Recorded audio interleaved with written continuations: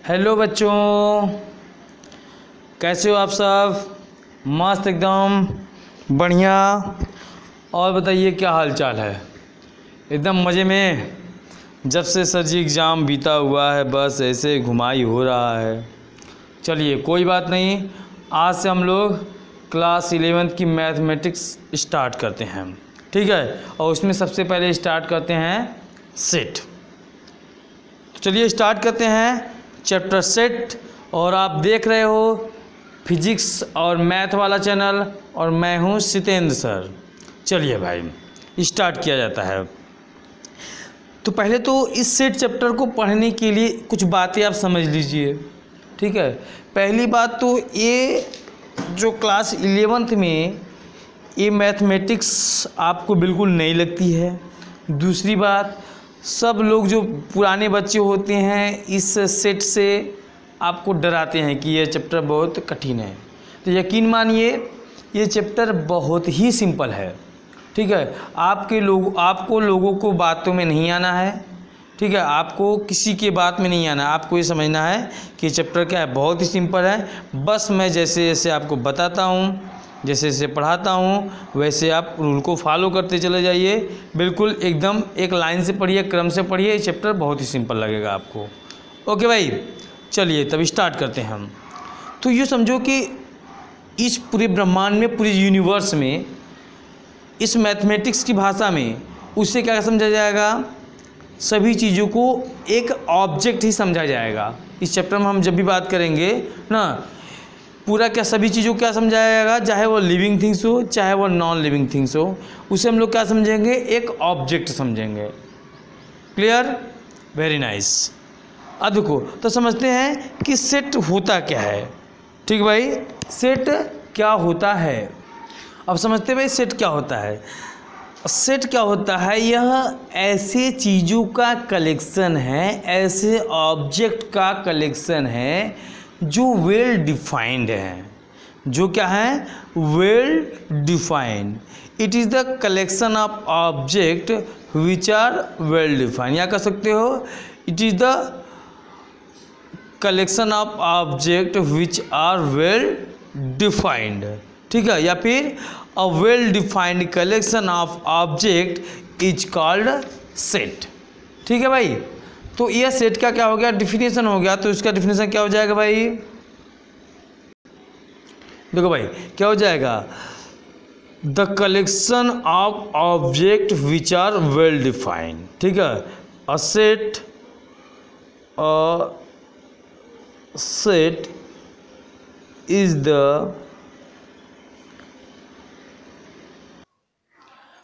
A set is the collection of well defined object, ठीक है। जो सेट होता है क्या होता है? Collection of well defined object होता है, ठीक है। अब कुछ चीज़ें समझ लेते हैं कि क्या क्या कैसे कैसे क्या होता है। पहले देखो कि यह समझते हैं कि ये आपका वेल डिफाइंड क्या होता है, ठीक है। समझे कि वेल डिफाइंड क्या होता है। देखो वेल डिफाइंड मतलब क्या होता है कि जैसे कि अगर किसी भी ऑब्जेक्ट के बारे में आप बात कर रहे हो, अब ऑब्जेक्ट का मतलब आप समझ गए ना। ऑब्जेक्ट मैंने बता दिया आपको कि मैथ की भाषा में हम लोग क्या बात करेंगे, दुनिया में चाहे कोई भी चीज़ हो, चाहे दुनिया में कोई भी चीज़ हो ना, चाहे वो लिविंग थिंग्स हो चाहे नॉन लिविंग थिंग्स हो, वे सभी चीज़ें क्या हैं, ऑब्जेक्ट हैं, ठीक है। ऑब्जेक्ट।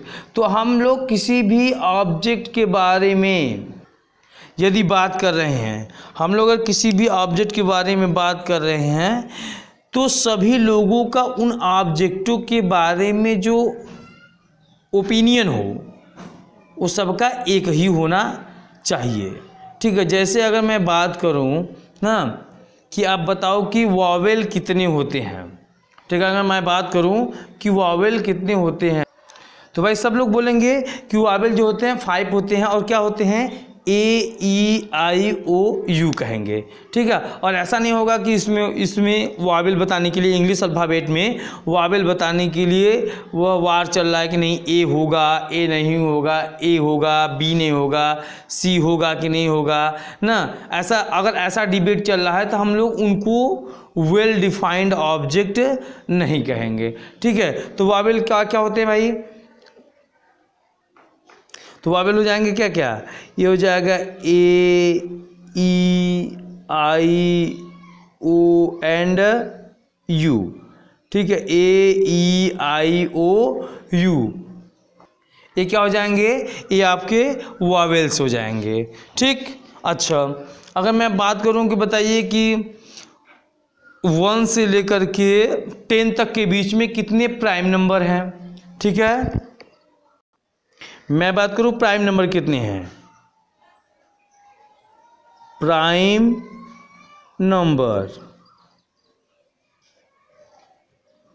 ठीक भाई, तो 1 to 10 के बीच में कितने प्राइम नंबर हो जाएंगे, एक हो जाएगा 2 3 5 7 एंड 8 9 10, ये प्राइम नंबर हो गए 2 3 5 7 ना। तो भाई नंबर के बारे में अगर बात करोगे तो यह 1 to 10 के बीच में 2 3 5 7 ही होगा, तो इसका मतलब क्या है, यह वेल डिफाइंड है। अच्छा अगर मैं बात कर दूं कि बताइए कि आपके क्लास में, अगर मैं बात करूं कि बताइए आपके क्लास में सबसे सुंदर लड़का कौन है ना, सबसे सुंदर लड़का की बात कर रहे हो, तो अब उसके लिए डिबेट चल रहा है कि मेरे लिए तो भाई मोहन सुंदर है, तो कोई कह रहा है मेरे लिए सुंदर सोहन है, कोई बोला क्लास में 10 लड़के सुंदर है, कोई लड़का कहा नहीं 11 लड़के सुंदर है। बात समझ में आ रहा है, कहा कि भाई मोहन तो सुंदर लगता है, कहा कि नहीं, एक बोला कि नहीं वो कहाँ सुंदर लगता है। तो ये क्या है, जो हैंडसमनेस है या ब्यूटीफुलनेस होगा, यह डिफाइंड नहीं किया जा सकता। इसका मतलब क्या किया जा सकता है, इनका सेट आप नहीं बना सकते हो, अपने क्लास में सभी हैंडसम बच्चों का सेट नहीं बना सकते हो। बात समझ में आ गया, वेरी नाइस। अच्छा मैं आपसे कहूँ ना कि आप भाई 5 डेंजरस एनिमल का नाम बताओ हमको ना, सेट आप 5 डेंजरस एनिमल। ठीक है, कोई लिख दिया कि भाई एक कुत्ता होता है, शेर होता है, सियार होता है, गीदड़ होता है ना, कोई कॉकरोच भी लिख दिया। ठीक है, तो अलग अलग लोग अपना लिख रहे हैं, तो कोई कह रहा है कि कुत्ता तो कहाँ डेंजरस होता है, कोई कह रहा है कॉकरोच भी डेंजरस नहीं होता है, कोई कह रहा है कि शेर भी डेंजरस नहीं होता है। मतलब अलग अलग लोगों का अलग अलग अब क्या हो जाएगा, ओपिनियन हो जाएगा। तो इन चीज़ों का सेट नहीं बनाया जा सकता है। तो सेट क्या होगा, तो सेट मतलब हो गया the set, a set is the collection of well defined object. ऐसे ऑब्जेक्टों का कलेक्शन क्या कहलाएगा, सेट कहलाएगा, जो कि क्या हो, वेल डिफाइंड हो, जो कि क्या हो भाई, वेल डिफाइंड हो। जैसे इंग्लिश अल्फ़ाबेट में 26 लेटर हैं, तो 26 ही लेटर हैं। ऐसा नहीं होगा कि कोई कह रहा है कि नहीं 25 होता है, कोई कह रहा है 30 भी लिख सकते हो भाई कभी काल को, ऐसा नहीं ना होता है, नहीं, हमेशा 26 है तो 26 ही होगा। इतना बात समझ में आ गया। अच्छा जब भी कोई सेट लिखा जाएगा उसको हमेशा हम कैसे रिप्रेजेंट करेंगे, कैपिटल लेटर में। सेट को हमेशा कैपिटल लेटर में लिखा जाए। जैसे मान लीजिए हमने वॉवेल का सेट बना रहा हूँ, मैं कोई लिख दिया, ए लिख सकता हूँ, बी लिख सकता हूँ, सी लिख सकता हूँ, आपका मन क्या है, X, capital Y, capital Z ना, ऐसे कोई भी कैपिटल लेटर लिख सकते हो ना। तो ये सेट को रिप्रेजेंट करने के लिए डिनोट किया जाएगा। ऐसा नहीं कि मैं कह रहा हूँ A B C X Y Z, क्या सर जी पी लिख सकते हैं कि नहीं, कैपिटल क्यू लिख सकते हैं, सब लिख सकते हो। ठीक है, कोई भी सिंबल ऐसे दे करके कैपिटल लेटर का जनरली, ये मैं बातें कर रहा हूँ, जनरली इन चीज़ों का क्या किया जाता है, यूज किया जाता है सेट को लिखने के लिए। देखो मैं एक को लिख के दिखाता हूँ तब फिर आप समझोगे। अब समझिए कि जब भी सेट लिखा जाएगा उसको हमेशा हम एक कैपिटल लेटर से डिनोट कर रहे हैं ना, ये हो गया कैपिटल लेटर। अब इक्वल टू क्या हो गया, ये लिखा जाएगा मिडिल ब्रैकेट में, मिडिल ब्रैकेट में यह ए ई आई ओ यू लिखा जाएगा। अच्छा सभी ऑब्जेक्ट, मैंने बताया ना कि वेल डिफाइंड ऑब्जेक्ट, ये सब क्या, ए ई आई ओ यू को हम लोग मैथ की भाषा में क्या समझ रहे हैं, ऑब्जेक्ट समझ रहे हैं। क्या समझ रहे हैं भाई, ऑब्जेक्ट समझ रहे हैं। तो इन ऑब्जेक्टों के बीच में कामा रहेगा। ठीक है, तो इन ऑब्जेक्टों को एक स्पेशल नाम दिया जाता है ना। जो सेट के ऑब्जेक्ट होते हैं, ऑब्जेक्ट को क्या कहा जाता है, क्या कहा जाएगा, इन ऑब्जेक्टों को मेंबर्स ऑफ द सेट कहा जाता है, या फिर जनरली सबसे ज़्यादा बात किया जाता है एलिमेंट ऑफ द सेट। ठीक है भाई, where A E I O U, ये सब क्या हैं? These are the elements of set A. ठीक है, these are the elements of the set A. या फिर कभी कभी हम लोग क्या बोलते हैं भाई, एलिमेंट की जगह पर हम एक और नाम भी यूज कर लेते हैं, कभी कभी ऐसा कहीं कहीं मिल जाएगा, मेंबर ऑफ द सेट। क्या बोलेंगे भाई? मेंबर्स ना, ये क्या हो गए? ये सेट के मेंबर्स कहलाते हैं। आई होप आपको समझ में आ रहा होगा।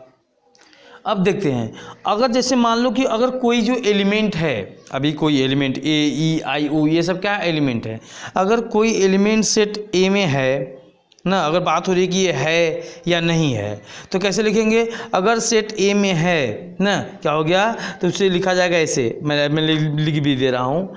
ठीक है भाई, कैसे हम लोग लिखेंगे? लिखेंगे क्या? If A is an element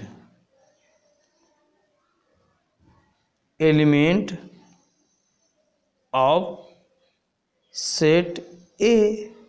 अगर A सेट A का एलिमेंट है तो कैसे लिखेंगे? लिखेंगे A इस प्रकार से। ठीक है भाई, तो इस चीज़ को आप क्या रीड करोगे? इस चीज़ को क्या रीड करोगे? इसको रीड करोगे क्या?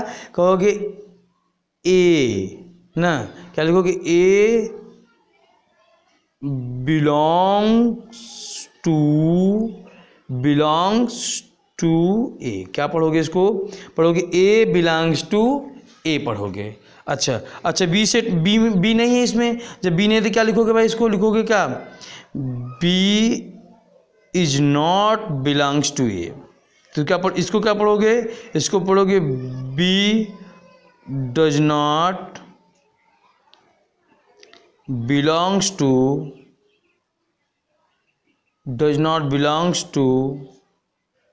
ए या सेट ए। समझ में आया बात? ठीक है भाई ना, इसे क्या पढ़ोगे? B does not belongs to set A. तो इतनी बातें आपको समझ में आई भाई ना, कि अगर कोई एलिमेंट अगर सेट में रहेगा ना, तो हम लोग उसको रिप्रेजेंट करेंगे ए बिलोंग्स टू सेट ए।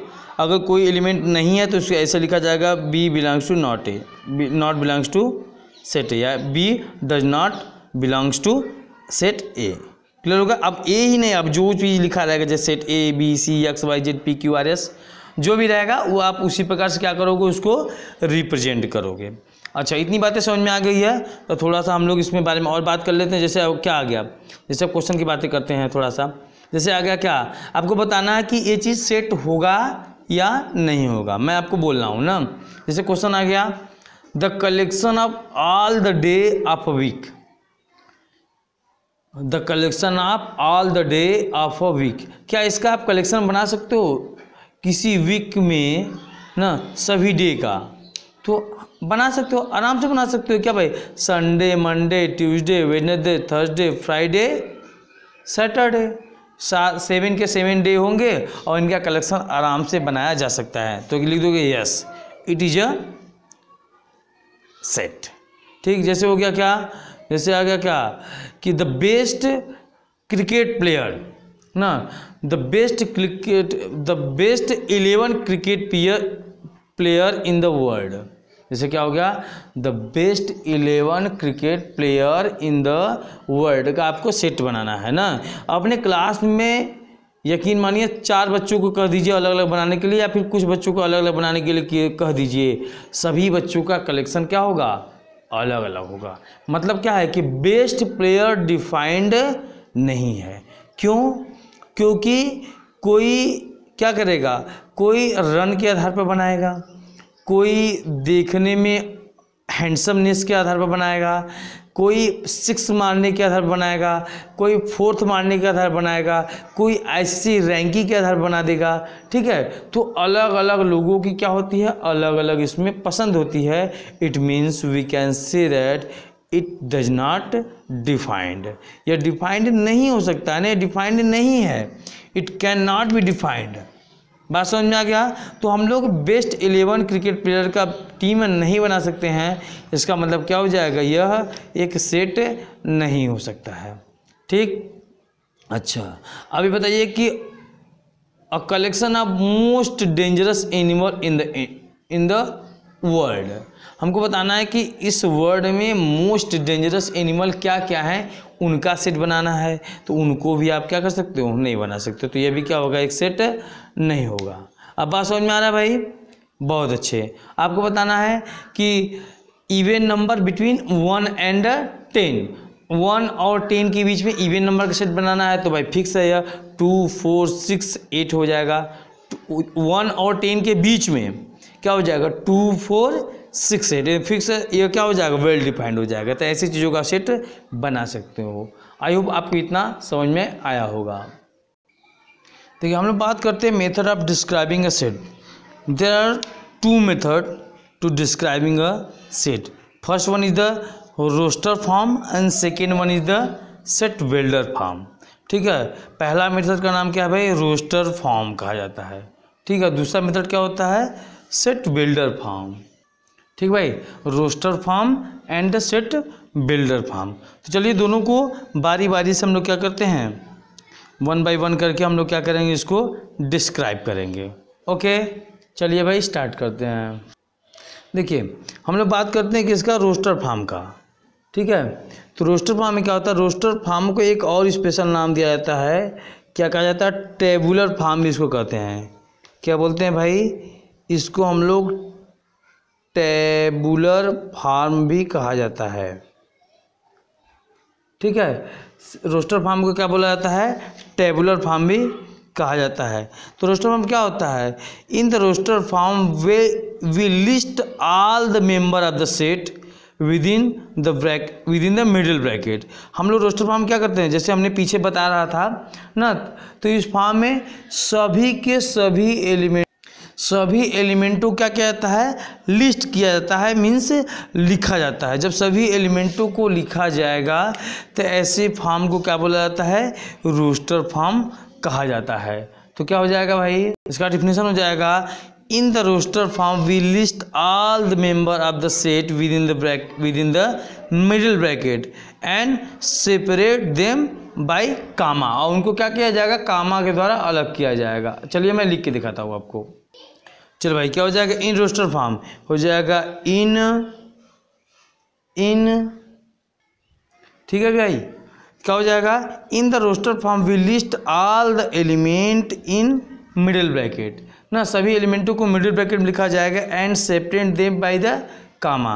और उन सभी एलिमेंटों को कैसे लिखा जाएगा, कामा के द्वारा लिखा जाएगा। जैसे देखिए मान लीजिए क्वेश्चन हो गया ना, set of all prime numbers less than 20 ना, सभी प्राइम नंबर लिखिए किसमें, लेस देन 20 से जो छोटे हैं, मतलब जो 20 से छोटे हैं सभी उन प्राइम नंबरों को लिखना है। ठीक है, और उसका सेट बनाना है। तो हमको अगर कर दिया एग्जाम में, कर दिया कि ऐसे क्वेश्चन दे दिया, write the set of all prime number less than 20 in the roster form. तो कैसे लिखोगे, मान लीजिए आप कोई सेट का नाम दे दो, X Y Z ABCD कुछ भी, ऐसे मैंने लिख दिया। फिर क्या लिख दिया भाई, क्या क्या प्राइम नंबर है, 2 3 5 7 11 13 17 एंड 19। ये क्या हो गया, set of all the prime number which are less than 20 हो गया। क्लियर हुआ बात। तो अब देखो इस सभी एलिमेंटों कैसे लिखा गया, मिडिल ब्रैकेट के अंदर लिखा गया, सभी एलिमेंटों के बीच में क्या लगाया गया, कामा लगाया गया। तो इससे अच्छा 2 3 5 7 ये सब क्या है, एलिमेंट है। क्लियर हुआ, वेरी नाइस। आइए दूसरा एग्जाम्पल ले लेते हैं। ठीक है भाई, अब आ गया set of all the letter in the word apple. ठीक है, एप्पल में जितने भी वर्ड आए हुए हैं सबका क्या लिखना है, सेट लिखना है। तो क्या हो जाएगा, सेट ए, तो क्या हो जाएगा, ये हो जाएगा आपका ऐसे, ए इज इक्वल टू क्या क्या वर्ड आया, ए आया, और क्या है भाई, ई आया, एल आया, और क्या आया, पी आया। ठीक है।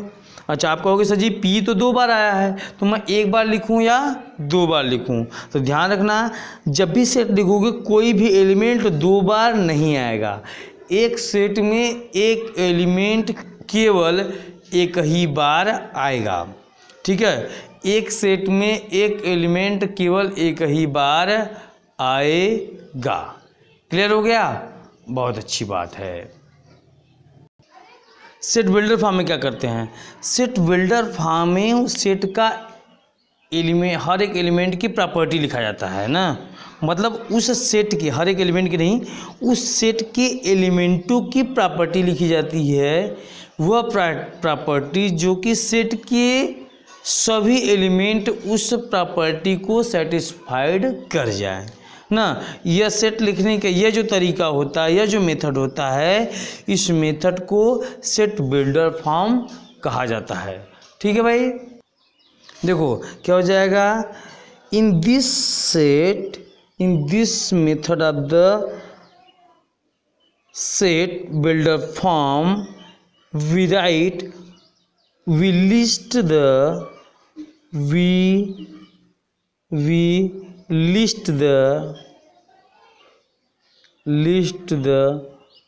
property